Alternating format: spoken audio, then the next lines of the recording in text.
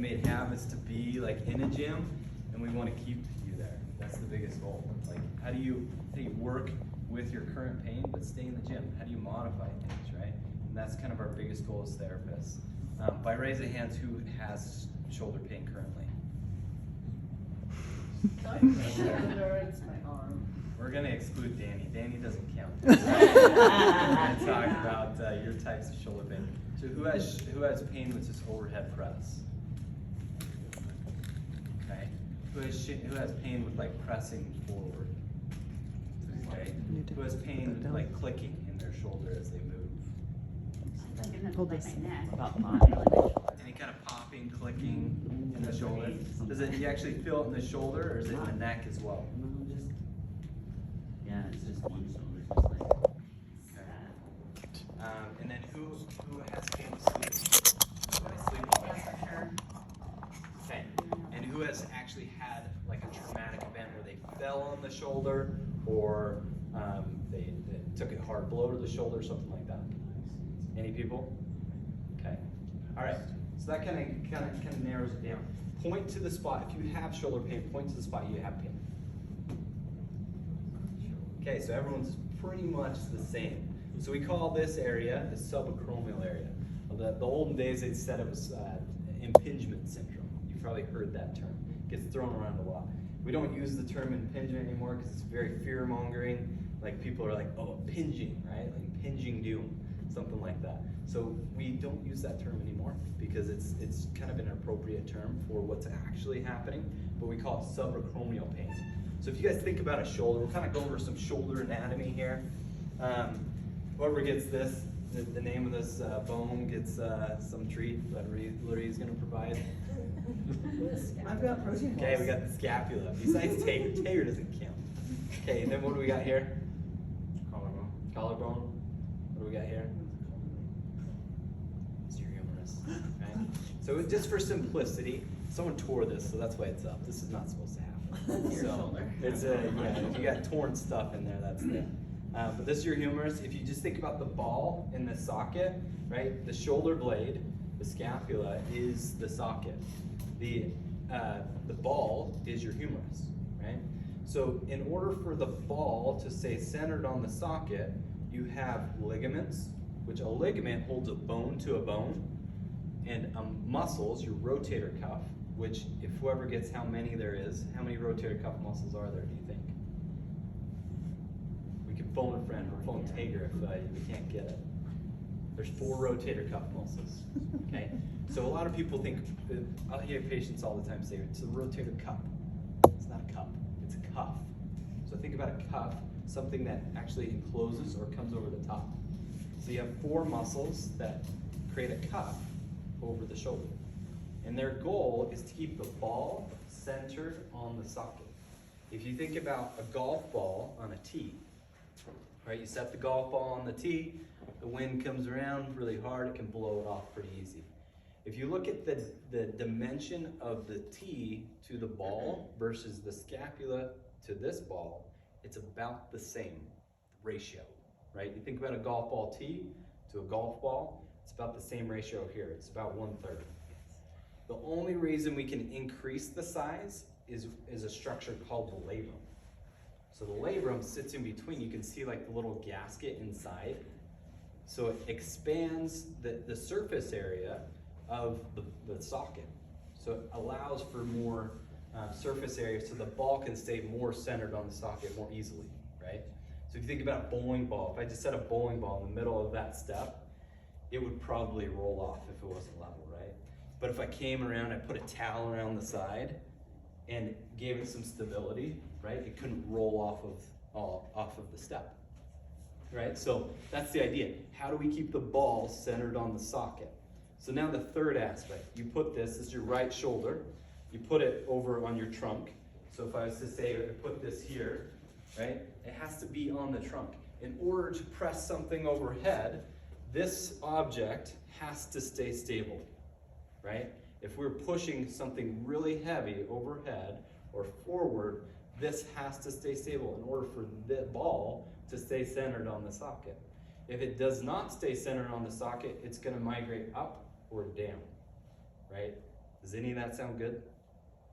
It's not that great because there's structures, right? There's nerves, there's muscles, and if it's pushing up, and if you even think if it's pushing up against this other bone, and there's muscles migrating through here, that's not very good either, right? So the idea is, how can we create symmetry in a marriage and synchronize all of these things, right? And that's the majority of the anatomy of the shoulder.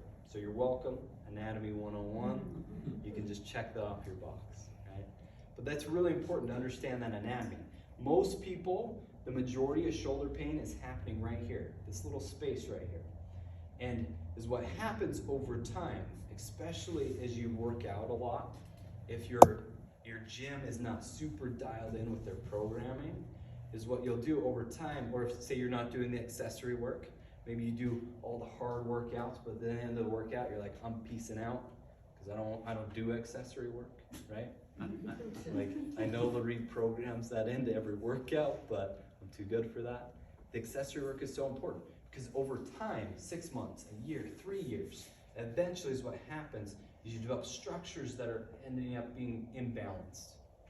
Stronger areas that essentially pull you in a different area, right? Instead of being centered, maybe it's going to be migrated forward. Maybe you're going to have internal rotators that are stronger than external rotators, right? We're going to do some math at some point tonight, and we'll measure someone's internal rotator strength versus their external rotators, right? Which one should be stronger, would you think? Even. Should they be 50-50? I think so. So your inners are actually going to be stronger. We want external rotators to be 2/3 or 66% of what your internal rotators are, right? So that creates symmetry or balance. You think about a balanced tire going down the road, right? You have weights on it, right? You probably go in and get your tire balanced every once in a while, put the little weights on and kind of evens it out. Would you want your shoulder to be uneven, like running down the road, right? Would you want your tire to be uneven? It's gonna wear uneven. It doesn't actually happen that way in the shoulder, but it's gonna irritate structures, right? Your bone, if you overload it and the muscles aren't strong enough, the load has to go somewhere. It either goes to ligaments or either goes to bone. And that's where people they get the bone on bone stuff, right? Because the bones grind on each other long enough, it wears the articular cartilage, which is like a Teflon on the bone, and eventually it wears down if the muscles are not taking up the load, right? If I'm to jump, the load should go through muscle, not through bone, right? And if say you're working out and you're so fatigued and your muscles can't tolerate the load anymore, what has to take it up? The backup system. Backup system, ligaments, bone, right? Just so you don't fall apart. Those structures have to take up the load. And over time, that's what happens. So if you think about the ball, has to stay centered on the socket. If the ball doesn't stay centered on the socket, it irritates structures around it. There has to be a balance. So let's have, who wants to volunteer? So we'll measure your internal and external rotator strength. And someone that's good at math, maybe that has a phone, that can check her work. Oh, I got a phone. Danny's got a phone. Does anyone want to be a volunteer? Nice, Daz. Okay, so we're gonna measure just her internal versus external rotation ratio, okay? So what we're gonna do is her internal rotation first. Is this shoulder painful? Is it gonna hurt if I No, push it? I mean, it'll give it, yeah, I'm not gonna wrestle. Okay, hold strong for me. So this is a dynamometer, so it gives me force output, essentially how many pounds of pressure she can push against my hands. So that was 26 pounds, 26.5. So we're gonna take that number, and then we're gonna push here, hold. Good, so we got 18.2, so we're gonna take 18.2 divided by 25.5, and that's gonna give us a number. 0.71. So that means that she is better than most, right? So we want to be 0.66, so she has a good ratio on that side. So let's test the other side, see if it's the same. See if we have a good ratio there. That one didn't count because I moved her. Yeah, we were slaying there. Hold strong. Okay, we got 35. Let's do the outside. Hold strong here. So we got 19 divided by 35. So we'll look at that ratio as well. It's getting close. 54. Danny gave you the look. So we got some work to do on the left, right? Is the right one the shoulder or the painful one? Uh-huh. So getting a balance between all is super important. You have the 4 rotator cuff muscles, but then you also have additional stabilizers, your mid and low trap. So we're gonna talk about those next. So who has irritation through their upper traps? Where you're like, I hold all my stress in my neck, or my upper traps. Anyone else?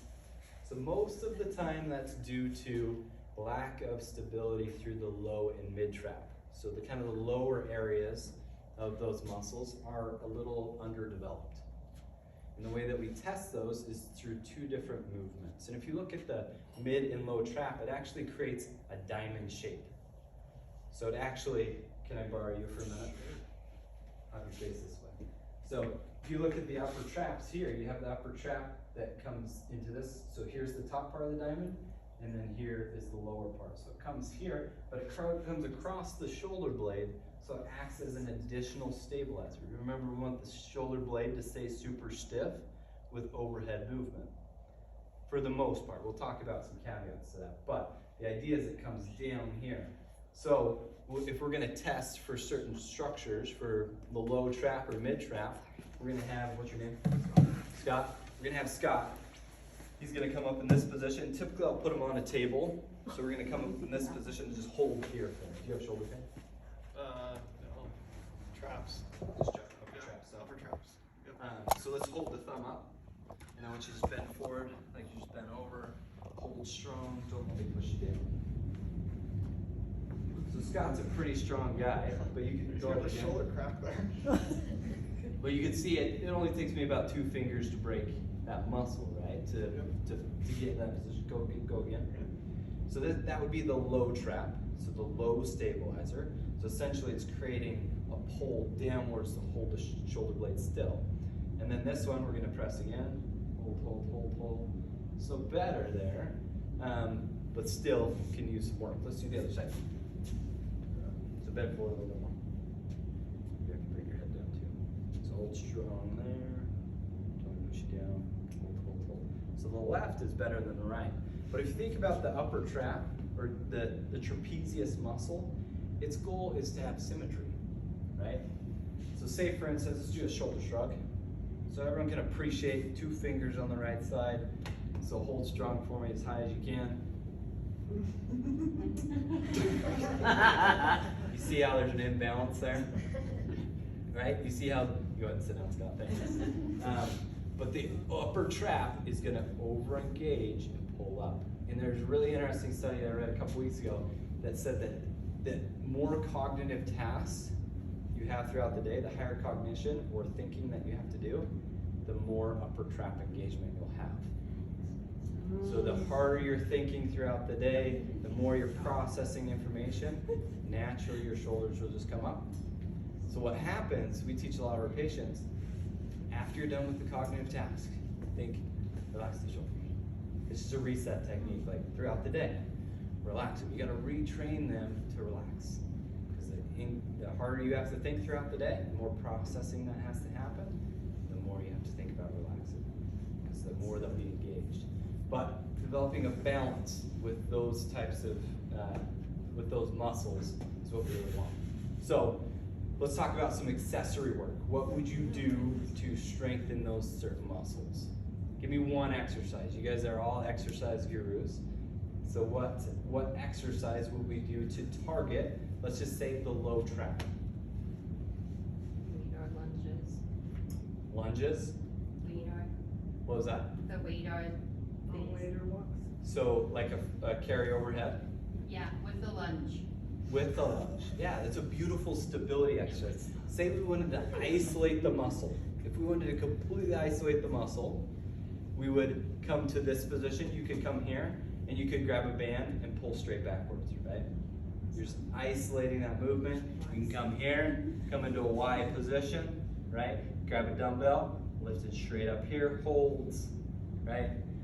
The majority you could probably only do 2 to 3 pounds with that. I'm telling you right now, most people can't do more than that. If you can get to 6 pounds, There's research studies that support the likelihood of having shoulder pain in the next year is significantly less, like up to 75% less.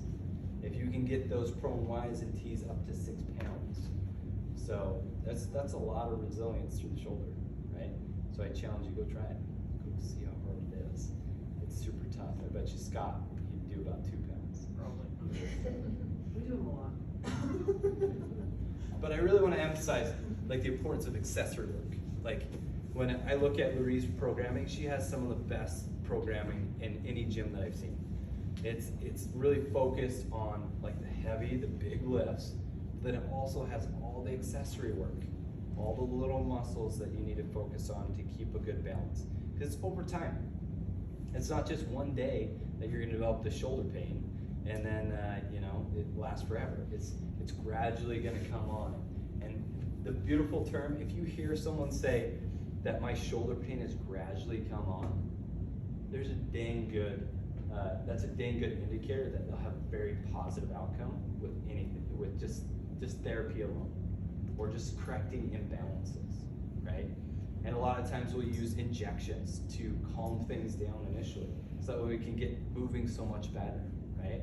If someone's not okay with injections, we'll do some dry needling techniques. Maybe we'll use some acupuncture.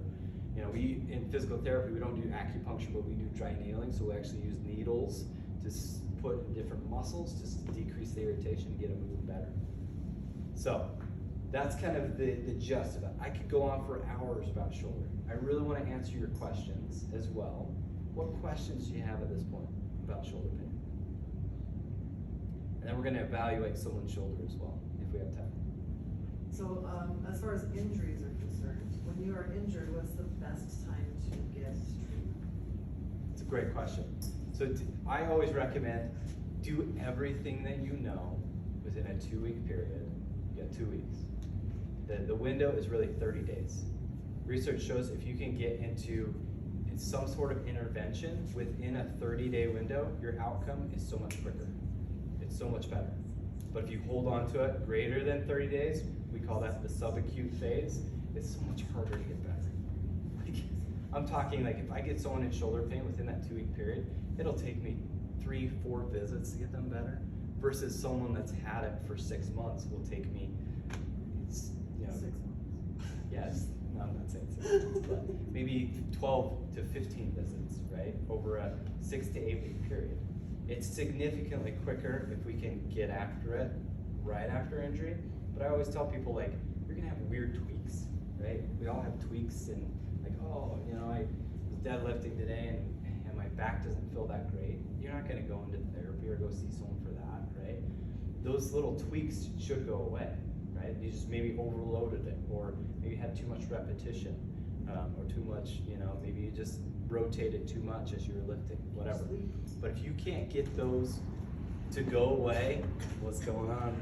If you can't get those to go away in 2 weeks, that's where I say you need to see someone for it. Whether it's a pain specialist, a physical therapist, like someone, go see someone. Because it typically, if it's not getting better in a 2-week period, it's most likely not gonna go away. And I usually tell people like, if it's plateaued, if it's staying the same, go see someone. But if it's getting better and it's like, oh yeah, things are, gradually getting better, then keep on your rep. You might be doing it right. I do want to talk about one principle that reminds me. Who's heard of the term RICE? Rest, ice, compression, elevation. Okay, I want you to forget that term forever. Go throw it out the window. Like the doctor that actually coined that term RICE, rest, ice, compression, elevation, he came out in the 2000s. I remember, I think it was 87 when he came out with that term. He's like, this is what we need to be doing for all these injuries. This is the way to heal them, things like that. But then he came out in the 2000s. Can't remember the exact date, but he said I was completely wrong. Like, we are doing all wrong. Like, we cannot rest them. You don't rest an injury. You don't ice it, because resting is what happens. The body becomes catabolic and starts to break down the tissue. Right? So it puts fatty infiltrates in the tendons, in the muscles, starts to break it down, and then it continues that degenerative cycle, which you don't want, right? Why would you want that? So that's what we've learned over the years. Number 2, the ice, it actually delays the healing process. For the first 24 to 48 hours, we use it to limit swelling, to kind of calm it down. But after that, it's vasoconstricting. So it's taking your vessels and it's making them smaller. Right? You think about an injury, would you want increased blood flow or decreased blood flow? You want increased blood flow, right? Why would I ice something? Right? So we're chronically icing it to make it feel better, but it's just limiting blood flow. So it actually delays the healing process when we use ice too much. The only caveat to that is post-surgical. We use ice for a longer period of time because it's freaking painful to get some surgeries, right? You think about total knee replacement. They literally amputate, put a new device in. They're pulling things apart. There's a lot of pain that happens with that, right? So we use ice for a short period of time. We want to get them off ice as quickly as possible. And we work with surgeons really closely to make that happen, make sure that happens. But that's the idea, like it's limiting blood flow, right? So there's a couple new terms, and the one term that I really like is it's POLIS, which stands for protect, and then OL is optimally load, and then compression, ice is needed for the first 24 to 48 hours, and then compression elevation for swelling. So compression and elevation are your best two predictor, or best two things that you can do for swelling. But optimally load is the tricky part, and protecting is the tricky part, right? So say for instance, we have a shoulder, you know, and it hurts. How are we gonna protect it? Maybe we'll use some taping. Maybe you sprain a rotator cuff muscle, right? Maybe you're doing some overhead presses, you just did way too much weight one day and you're like, oh, my shoulder's killing, I can barely hold it up, right? Maybe we'll use some taping, some KT tape or some Leuco tape. We'll pull it up into position and kind of let it relax, right? The idea is that we kind of offload it, we're protecting it so that way it can heal, and then we go from there. The second step is OL, which is optimally load, right?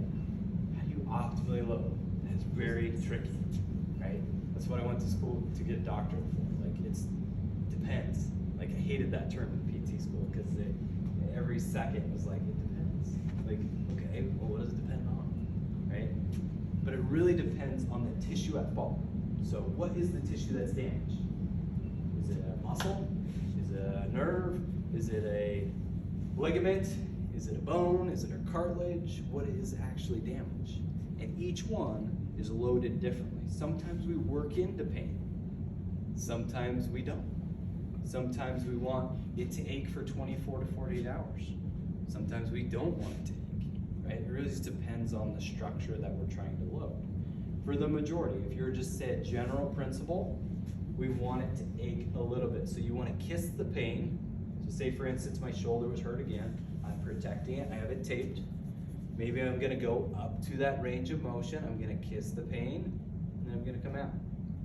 Maybe if that's so painful, I can't even tolerate that, maybe I'll work on some isometric. So isometric means, iso means same, metric means movement. So we're gonna do same movement, right? So you're just gonna push against the bar. So pushing out, do isometric. We'll do 10-second holds. 2 toleration, right? Maybe you're pushing 100%, it's like, oh my gosh, I'm dying, right? Maybe you're gonna only push 5%. Maybe you're gonna push 50%, but you're gonna push up to kiss the pain and then get out. But you wanna do all different ranges. You wanna go here, you wanna go here, you wanna go here. You're just building up the isometric. And once you get to 100% in all those ranges, then you can start loading both concentrically and eccentrically. So concentrically means you're shortening the muscle. Eccentrically means you're lengthening the muscle. You guys probably use the term negatives, right, in weightlifting. Negative would be an eccentric load. But there's all different phases of contraction. You always start with isometrics, and you build as you're able to tolerate it. Everyone cool with that? What other questions do you have? What about heat? Tell me more. What do you want to know? Put heat on your ache or pain instead of ice. Is heat a good thing? Yes, heat is great. That said, for the first 24 to 48 hours, we tell people, depending on what the injury is, say you sprained your ankle, right? It's swelling up like crazy. It's like a balloon. And you're like, I can't even move it. You're not gonna put heat on that, right? You're not gonna, because it's bleeding internally. You see the bruising, it's all purple, black, and blue, right? We don't want to put heat on that to increase more blood flow, because it needs to clot, it needs to heal up, right? And if we just get heat on that immediately, it's gonna get more blood flow, right? It's gonna swell up even more. We don't want any of that more internal bleeding happening. Because again, it vasodilates with heat, so it's gonna open up the channels, it's gonna get more blood to that area, and you don't want more blood during that phase. That first 24 to 48 hours, it's contraindicated for heat, depending on the injury again. If say you strained a muscle, heat would be totally fine within that period. I would still probably hold off for 24 to 48, but then after that, you're pretty good. But heat after the 48-hour period, you can never go wrong with, right? Who sat in a hot tub? Feels amazing, right? Does it have a long-term effect? Absolutely not. Does massage have a long-term effect? Absolutely not. Does it feel good now? Yeah. Which I'm all about feel good now, right? And I hope you guys are too. Like, yeah, massage feels great. I'm totally about a good massage. But it doesn't have any long-term effect, right? The long-term effect is, how do I get through the movement? How can I optimally load the tissue until it changes? We want it to get back to what we want it to do. But sometimes it's tricky, right? Especially if there's comorbidities involved. Some people have increased laxity in their joints, right?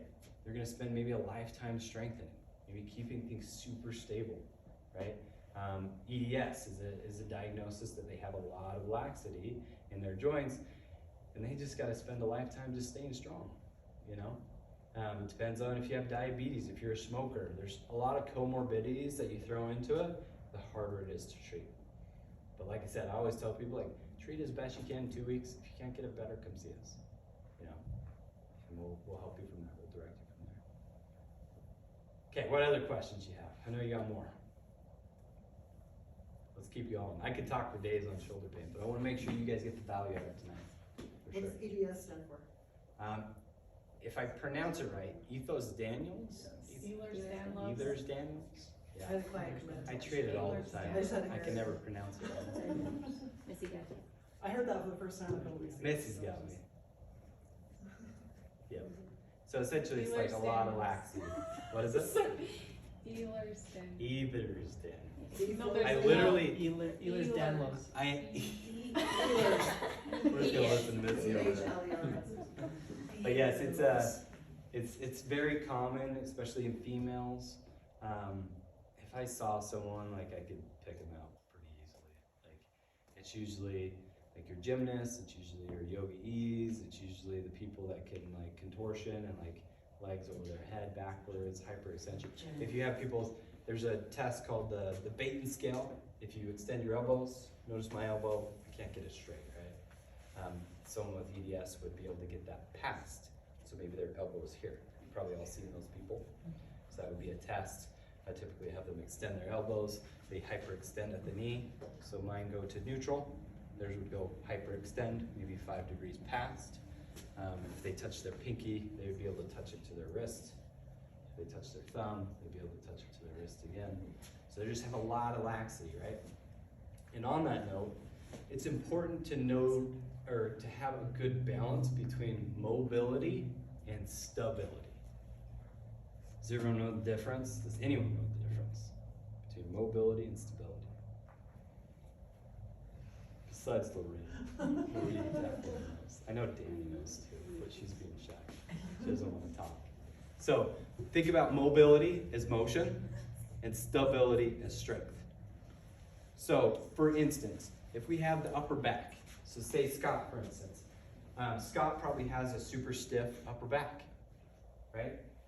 He probably already knows that. He knows he probably needs to work on upper back mobility, right? So for instance, if his upper back is super stiff, when he does overhead press, you technically speaking, to get 180 degrees of shoulder flexion, so this motion right here, you have to have upper back extension.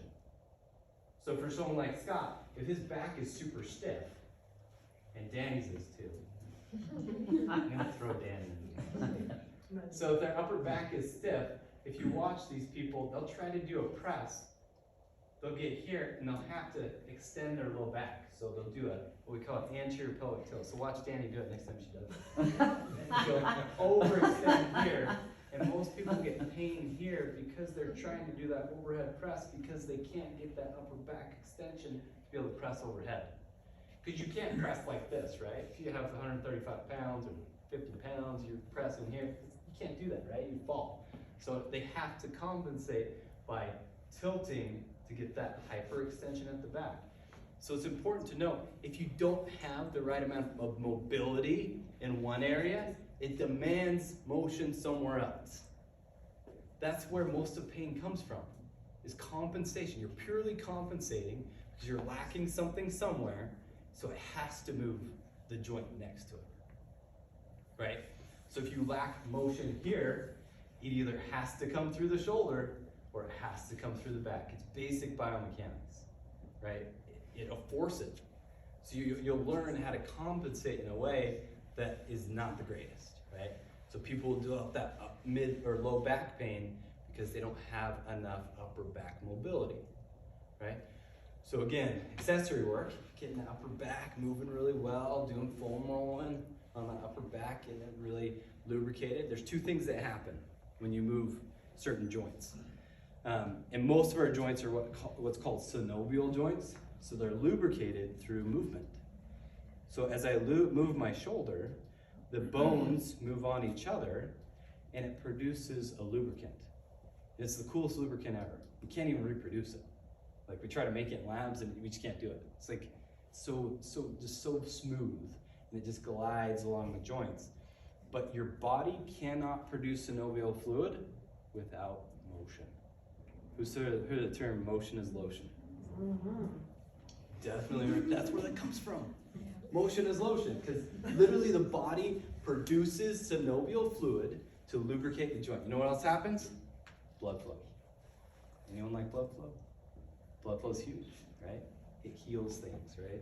We get the nutrients there. So we get two nutrients, synovial fluid and blood flow to that area.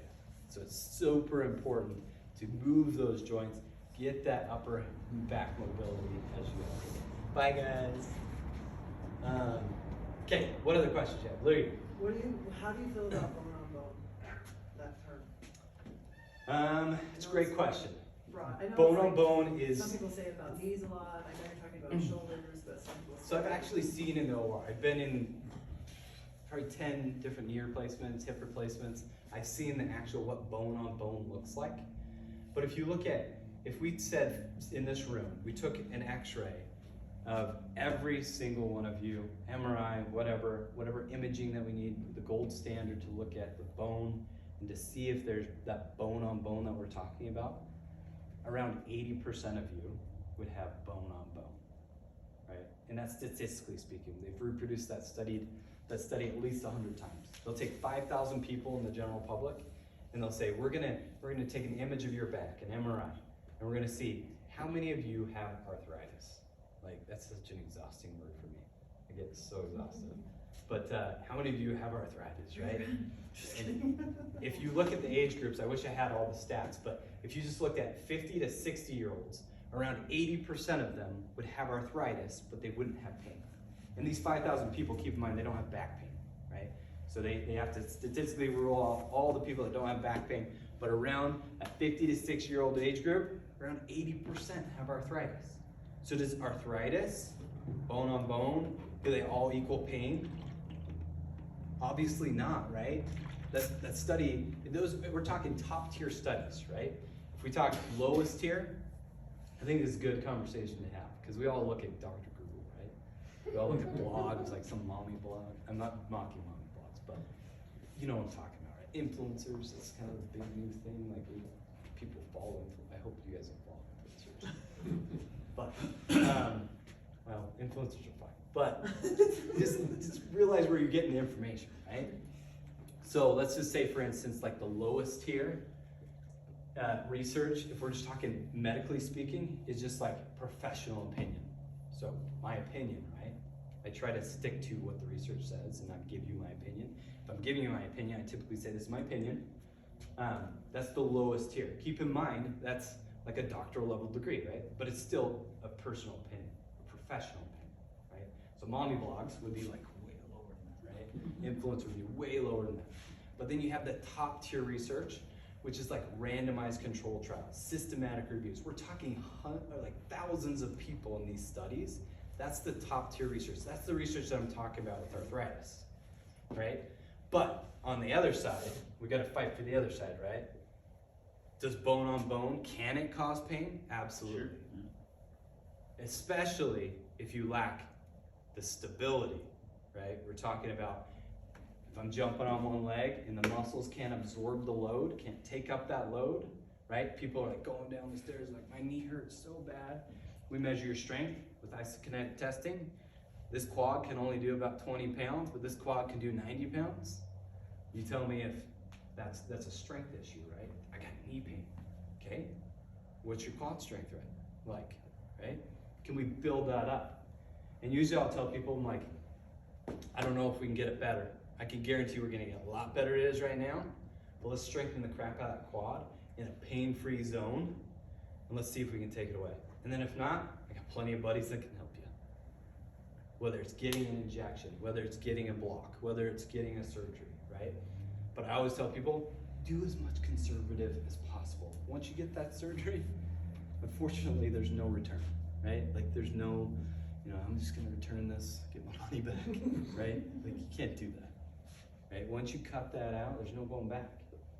But if you do everything in your power before, you exhaust all your efforts, at least you're gonna walk away as a stronger leg, right? Which will probably help you after surgery anyways, right? But that's the idea, like how much can you get it better first? And I would say around 80% of the patients that I see that come into me that we're loading and we teach them how to load properly, we can completely take their pain away. There's a really interesting study that only had 30 people in this study. So if we're talking tiers, we have level one is the best, level 5 is the lowest. This is like mid-tier.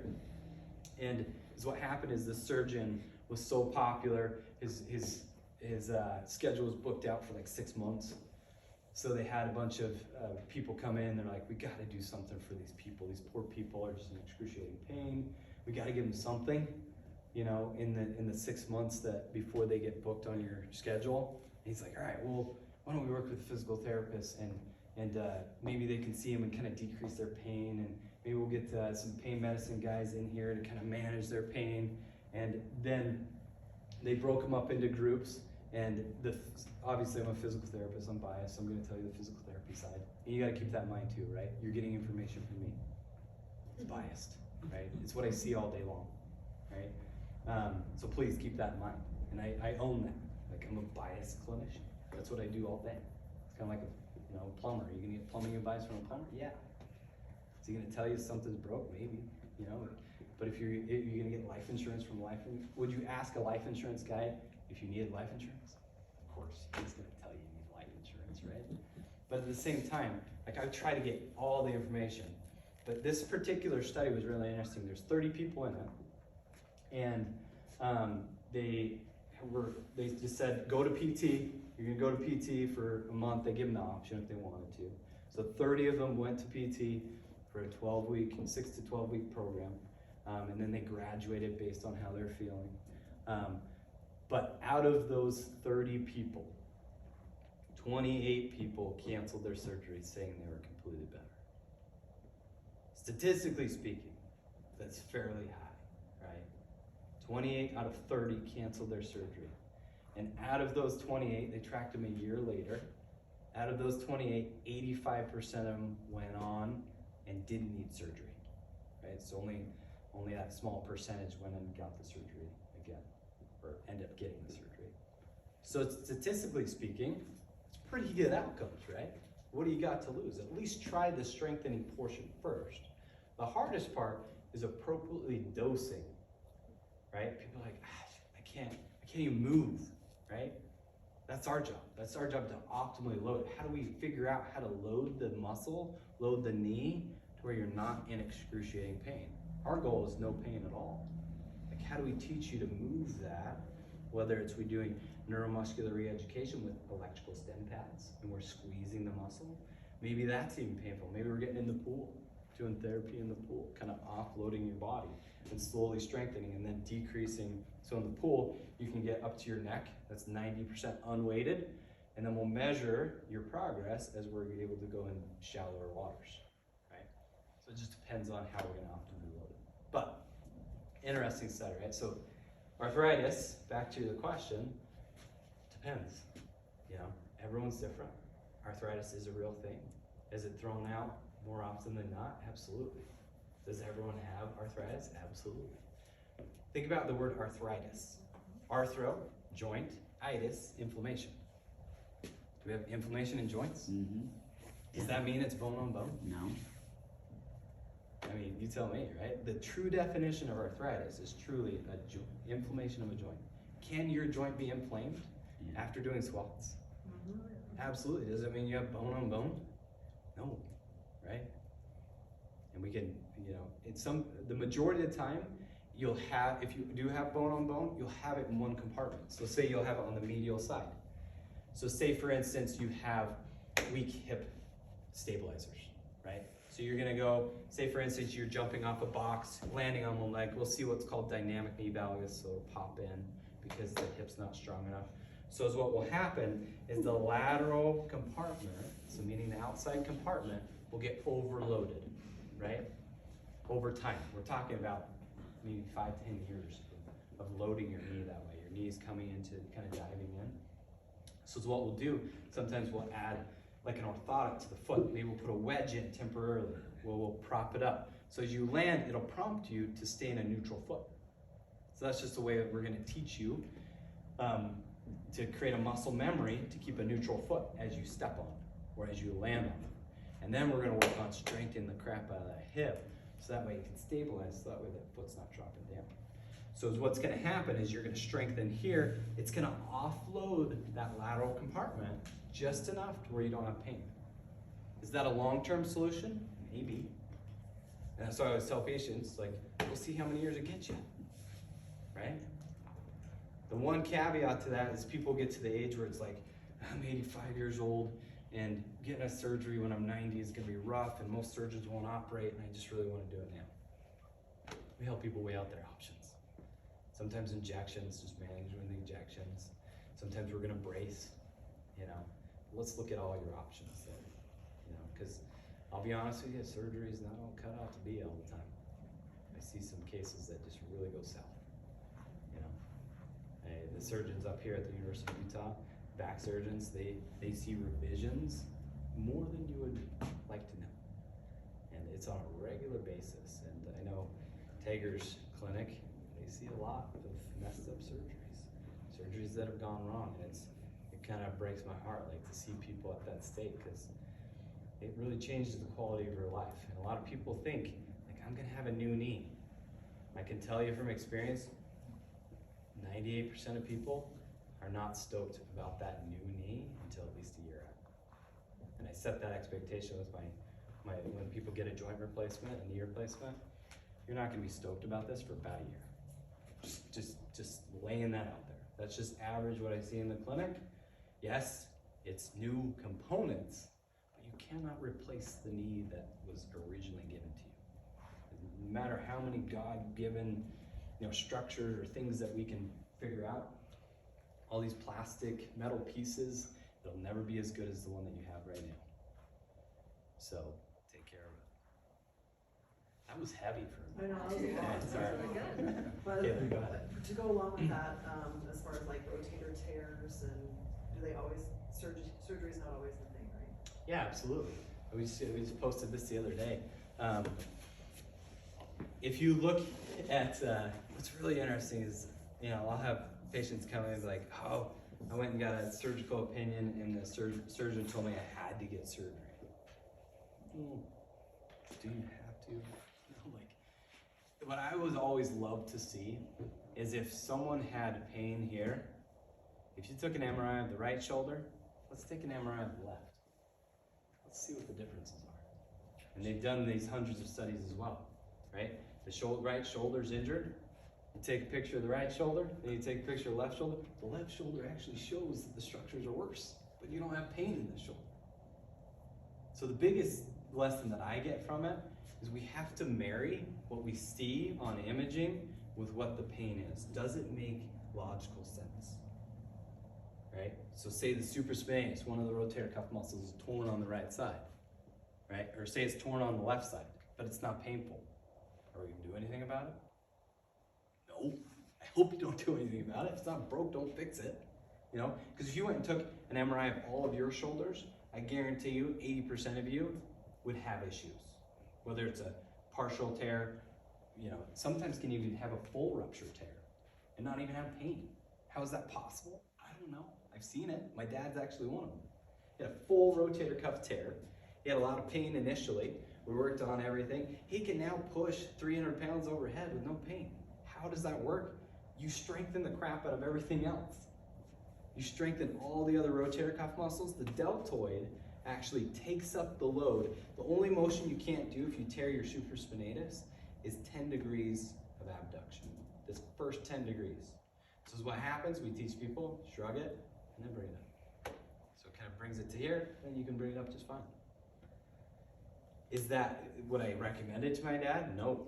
Like, I recommended him specifically, go get surgery. Like, for your age, it would be better for you, because you cannot get surgery later with that specific one. So what happens is it tears, and then it retracts. And then it gets so far away that they can't pull it back together. So that's number one. And then number two, it becomes really mushy. Because remember, back to the degenerative stuff, right? Why we optimally load tissue is because the body puts fatty deposits in that tissue, and then they go to sew it back together and it kind of falls apart. So for my dad, I was like, yeah, you better go get surgery. And he's stubborn. He's like, I don't want anyone operating on me. Like, I'm not undergoing that. But again, he has no pain today. The only limitation is he has to do this, right? Is it ideal? No, but that's what he wanted to do. I supported it. I helped him. I figured out, like, how do we work around it? How do we teach you to compensate? If that's your goal, I'll help you figure out how to do it, you know? That answer your question? Yes. Okay. What other questions we have? When you visit a chiropractor versus a PT, physical therapist. When Because- would you? Yeah, because some chiropractors will say you should come to me first, you know, versus something else, because you're just out of alignment. A lot of times they'll just try to pop you, and a lot of times it's like a quick fix, but doesn't really do much. Yeah. So I've been to chiropractors for my neck, that's never helped. Yeah. So, That's the other thing too, is I've had chiropractors tell, clients never to deadlift again. yeah. Or they'll say, don't ever CrossFit or don't ever roll out on your So I'm back. gonna present the So- question to this group. Who thinks that never deadlifting will fix your problems? Like, guys, I could pull out probably 100 studies in an hour that show you that deadlifting is literally the best exercise that you could do for your low back. The most protective exercise you could possibly do. What's the exercise that people get hurt the most? Deadlift. Right? But it's also the most protective for your low back. It loads the back the most optimal way than any other exercise. But you just gotta know some basics, right? You gotta know how to hip hinge. You gotta know how to engage certain muscles, right? You start rolling your spine. You start, and even rolling your spine. Like, you think about the guys that pick up those Atlas stones, right? They're rolled spine, right? But as they come up, it's fixed. So they keep their spine stiff and they drive their pelvis forward. So the spine stays fixed. It stays stiff, right? We create that stiffness, and that's what creates the stability under load. Our spine is meant to articulate, to be able to manipulate our world. But as we lift a heavy load, we need to stay braced. And it doesn't matter if you're flexed or straight, as long as you stay stiff, right? A lot of our older people are kyphotic. They literally are fused. They can't do this, right? So we teach them to just deadlift in a flexed position, but they move about the hips still. They're still driving the pelvis forward, and the load is coming from here, not from the back. That makes sense? So to answer Scott's question, So back to chiropractors. why, Is that the question? the question was. Yeah, like when would you Why would visit you a go chiropractor one versus versus a a physical PT? therapist? honestly, they're both great. You know, what it comes down to is like, should I get my paint at Home Depot or Lowe's? Personal preference, you know what I mean? Like some people prefer chiropractors, you know? We do a lot of the similar techniques. It's kind of like a dry needling versus acupuncture. You lose, it's a shared procedure, right?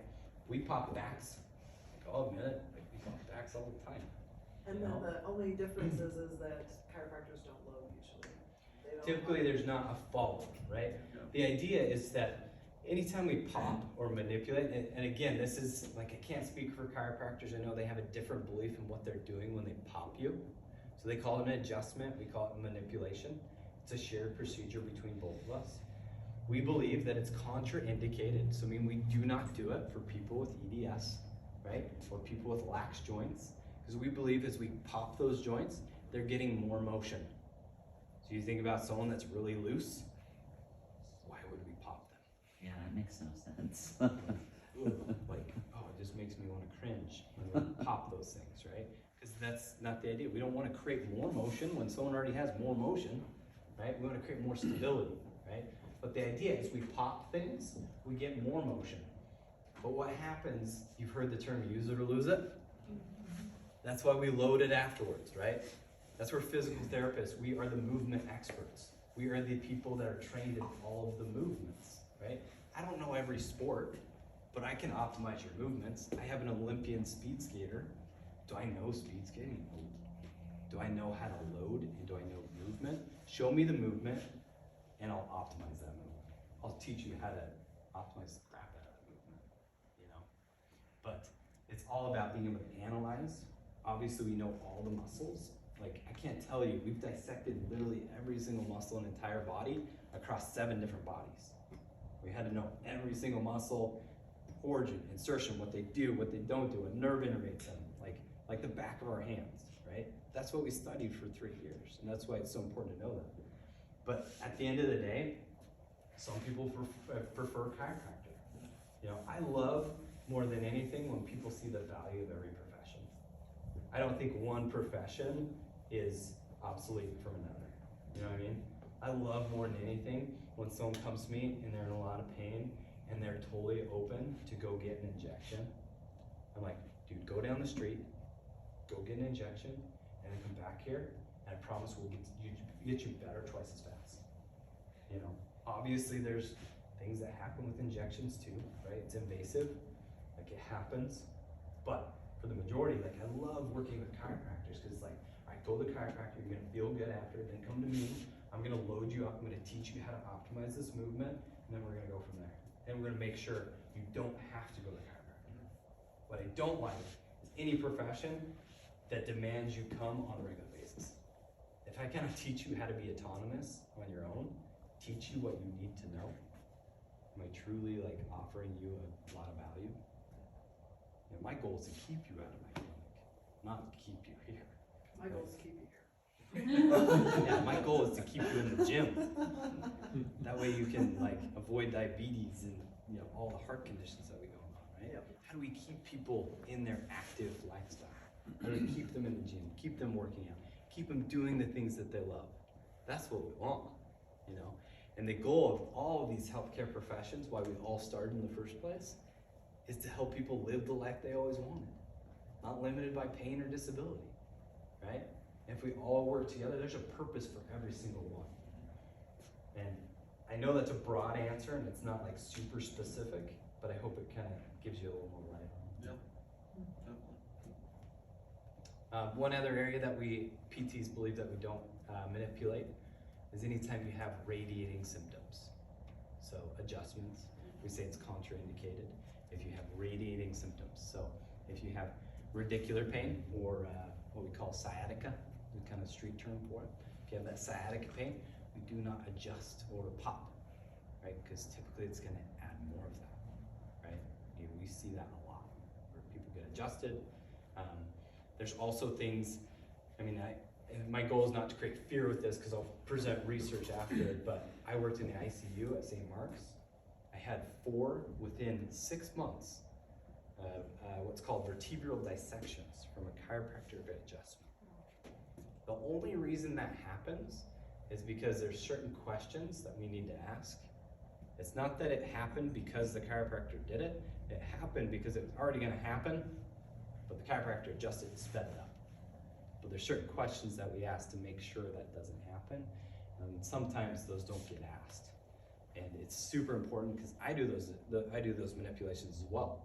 But I dang well make sure I clear the neck and what's happening to make sure we don't have the vertebral artery tear. And it's not a good thing.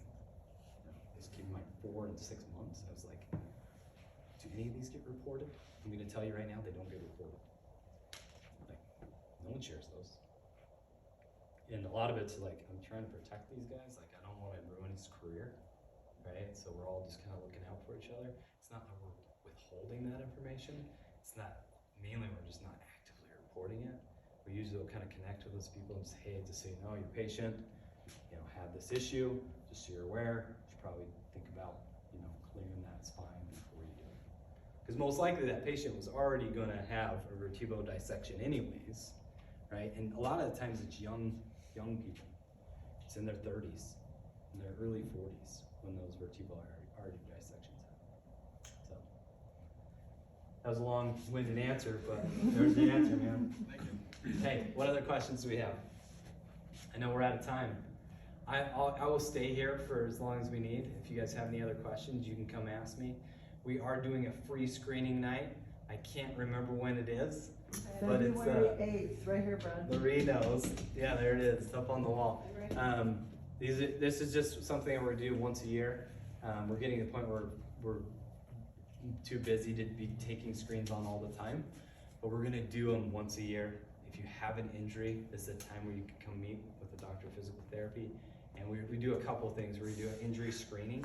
So if you have an injury that you just want a therapist to look at and tell you if physical therapy is appropriate or tell you if something else needs to happen, you can come in and get a free screen. We're also doing strength ratios. So what we did here, like external and internal rotation, we do isokinetic testing for the quads to hamstrings so that we can see that your hamstrings should be about 2/3 of what your quads are. You can see side to side if you're loading one versus the other. So say this one's at 70 pounds, this one's at 120 pounds, if you have some asymmetries there. A lot of people develop back pain off of having those asymmetries because they'll be pressing through one leg more than another, loading the one hip and low back more. So we're doing those as well. And we're just doing some functional movement screens. So if you just want to optimize your movement and you're like, man, I just really feel limited. I don't know what's going on in my back, but there's no pain. I just feel limited there. You can come and talk about that as well. So that said, I'll